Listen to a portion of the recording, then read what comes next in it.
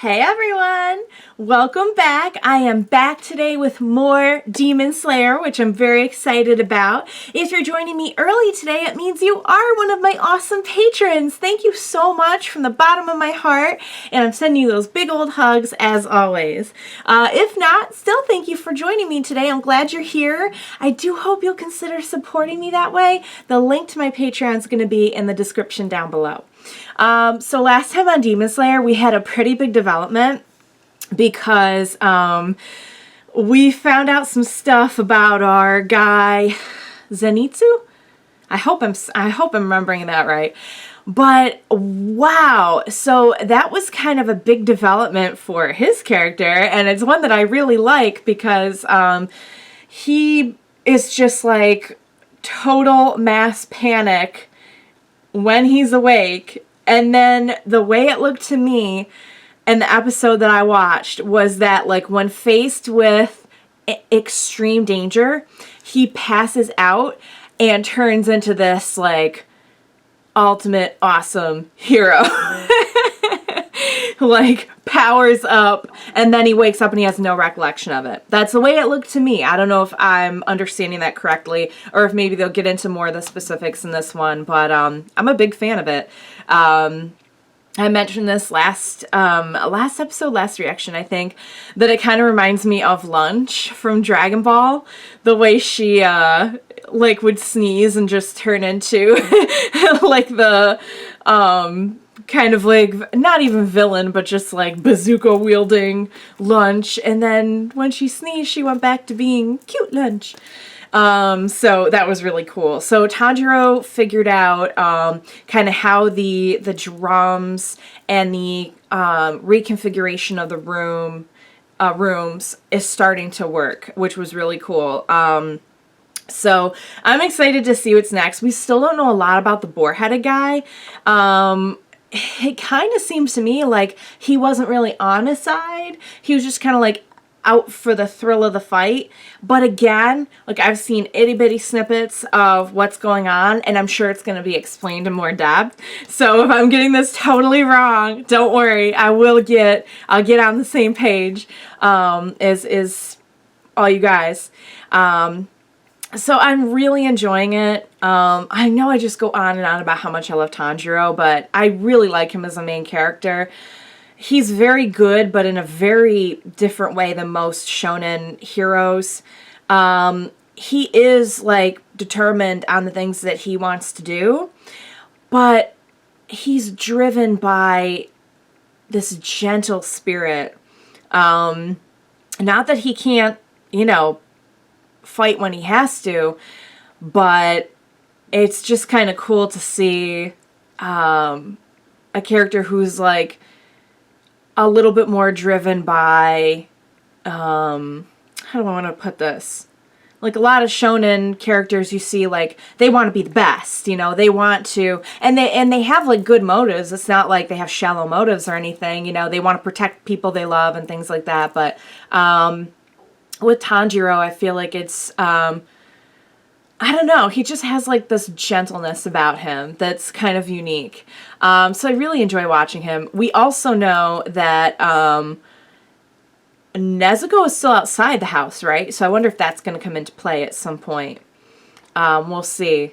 But, yeah, so pretty big stuff being dropped on us here. I'm enjoying it. I'm loving getting to know, like, new characters, and each episode has a very natural flow, a natural rhythm, and we find out new things or meet new people, but it never, it always feels like a very natural part of the story, which is really cool. So without further ado, I would love to jump in the next one and have some of this stuff explained to me. So without further ado, I say we jump into the very next episode of Demon Slayer. Let's do this!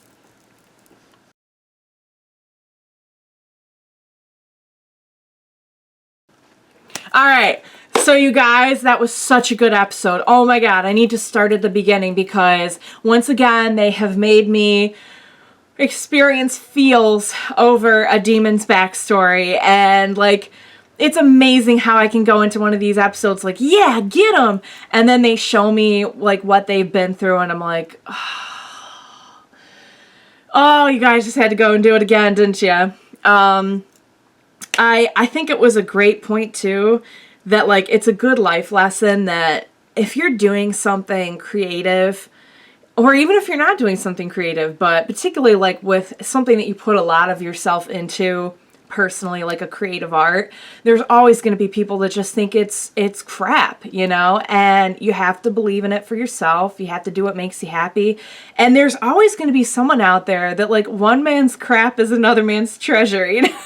I bet Tanjiro would have loved his stories. And that was a really good resolution that he had in the end. That someone finally acknowledged him, and it's just so sad that like that's what he was after. That was probably what was driving him to even like, I don't know if you get to like apply to be in the 12 or if Kibutsuji chooses you, but I imagine like a lot of his drive to be in the 12 was because he just so badly wanted to be acknowledged and recognized and praised, and that's really sad. I mean, just like, this is great storytelling. This is an anime, and this is like teaching life lessons, and it's just really good storytelling and art, you know? I've said this a bunch of times with My Hero in my My Hero reactions, but like, I would just love to show anyone who is kind of like, well, isn't that just kind of like for kids or whatever? Like, no, this is the levels we get to on shows like this. So great stuff with that. Can we talk for a minute about my new boy, Zenitsu? Because he completely won me over in this one. So I was thinking, oh, he's going to be like half wimp, half cool, like awesome, powerful guy.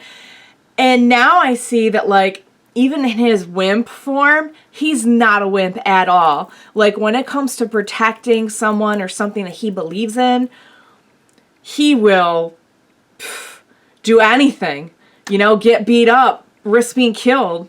And boy, like Tanjiro, he and Tanjiro are going to be like brothers after this. After Tanjiro sees like what he did to protect Nezuko, his most precious person. So that was really awesome. I am so impressed by him, and I love that like he didn't have to go into like awesome mode to even do it. I like his awesome mode, but I love that like his heart is still brave, even though he does a lot of wimpy stuff. The boar-headed guy is kind of ticking me off right now. I'm not gonna lie. But then again, so was Zenitsu a few episodes ago. So we'll see what happens with him. I'm still having a hard time trying to peg like what's going on with him. I think he's a demon slayer. Now we know he like graduated the Wisteria Mountain thing with them. But I don't know. It doesn't seem, I don't know. I don't know what to think about him. Watch them give me like a tragic backstory for him and have him do something awesome, and I'm going to be like, oh my god, how did I ever not like the boar-headed guy? Which is one of the things that I love about anime in general, and also this show, is that they know exactly how to play me. And they're not afraid to. And I'm okay with that. So great app, you guys. I'm really, really loving this arc. I'm loving everything that's going on with our main crew and the people that we're being introduced to slowly. I love the plot. I love where that's going. We get a little bit more about Kibutsuji and the demons every episode. So really enjoying it. Thank you so much for joining me, you guys. Please join me next time. We're going to watch it together, and it's going to be great, as always. So thank you so much, and I'll see you next time. Bye.